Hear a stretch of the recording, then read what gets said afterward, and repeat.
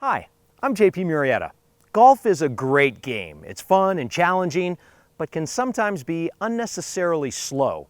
You shouldn't have to endure those long 6-hour rounds. I know we're not all tour professionals, but there are ways to save some time in your rounds. We don't want you to rush your play, but rather remind you to be ready to play. It could save you lots of time and make for an even better round of golf. In this video, we're going to show you some ways on how to improve your pace of play. From tee to green, there are several ways to shave minutes off your round, improve your pace of play, and maximize your score. Let's start on the tee box. First and foremost, be ready to play. Have your club, golf ball, and tee in hand ready to go. This may sound simple, but we've all come across golfers who look through their bag deciding which club to hit. While the first player prepares to tee off, the other players should have the club they intend to play. As soon as the first player tees off, the next player should walk to the teeing area and get ready to hit. Each player in the group should follow the same routine. Once everyone is teed off, here's a big way to save some time. As you walk up the fairway, don't stop at the first ball. Members of a group don't need to travel as a pack with everyone walking up to the first ball together. Each player should walk directly to their own ball. You can continue to walk all the way up to your ball as long as you're not in the line of play for anyone else in your group. Get to your ball, and if you notice you're in the line of play, just step to the side. Once you arrive at your ball, you can begin your pre-shot routine, as long as it's not distracting to any other player preparing to hit their shot. At this time, you can determine the distance and select your club. By the time the player before you hits, you should already know the yardage, have your club in hand, and be ready to go through your routine and play your shot. We suggest keeping your pre-shot routine short. Most importantly, be ready to hit when it's your turn. So an efficient pre-shot routine would involve really getting all the information you need before it's your turn to play. And then when it is your turn to play, be really ready to pull the trigger really with no more than one practice swing. Here's an example of an efficient pre-shot routine. The player walked all the way up to their ball, checked the yardage, and they already know which club to play. The player limits the number of practice swings, steps into place, doesn't stand over the ball too long, and is ready to take the shot. Again, don't rush, just be ready. Here's an example of a pre-shot routine that is not efficient.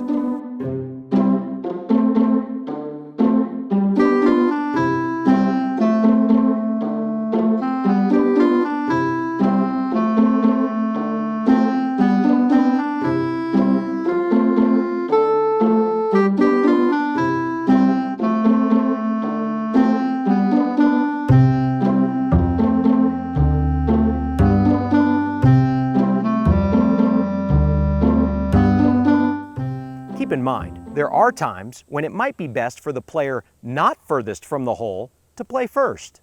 One example of that is a par 5 hole where one player might be able to reach the green in 2, but another player closer to the hole might prefer to lay up. In that situation, the players laying up should go ahead and hit their shots. Another example might be if you have one player waiting for the green to clear and someone else in the group is further ahead but has to punch out of the rough. In that situation, let the player who doesn't have a shot at the green go and play ahead of the person who is farthest away from the hole. Also, if you're waiting for a rules official or trying to determine how to take relief or how to proceed under the rules of golf, there's no reason everyone should stand around and wait for a ruling. It might be best for a player or players to continue up to their ball and play their next shot. In some situations, they may play the remainder of the hole while the official gets the player caught up. Talk with the other players in your group to determine what the best order of play may be.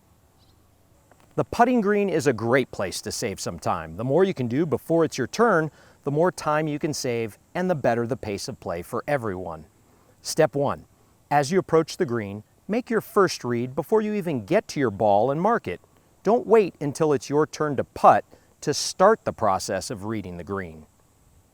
You can also read your putt while another player is putting, as long as you're not a distraction. You can usually line up your putt while others are putting without disturbing them. As soon as the player before you makes contact, you should be preparing to place your ball back on the ground and you should be ready to go. Here's another suggestion. After you hit your putt, if you hit it to within a couple feet, we encourage you to finish the hole. Tell your playing competitors you're going to finish, step up to the ball, and then tap it in.